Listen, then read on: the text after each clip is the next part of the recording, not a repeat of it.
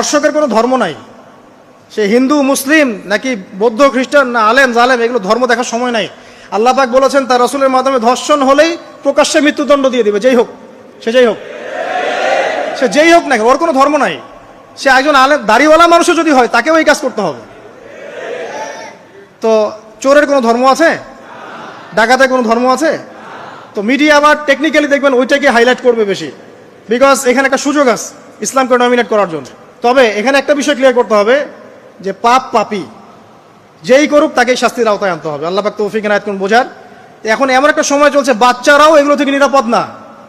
5 বছরের মেয়ে, 7 বছরের মেয়ে, কয়দিন আগে দেখলাম যে 2 বছরের মেয়ে, নাউজুবিল্লাহ, তার সাথেও নাকি এরকম ঘটনা ঘটেছে, এবং উত্তরবঙ্গেরই ঘটনা এগুলা। আর এগুলো শহরের চেয়ে এখন গ্রামে বেশি হচ্ছে। কারণ কি জানেন, গ্রামে তো আগে মানুষ এই উন্মুক্ত পোশাক আশাক দেখতো না খুব বেশি। এখন যখন পর্ন চলে আসছে হাতে, বাসায় সব এগুলো দেখছে, তখন গ্রামে দেখবেন ধর্ষণ বাড়ছে না?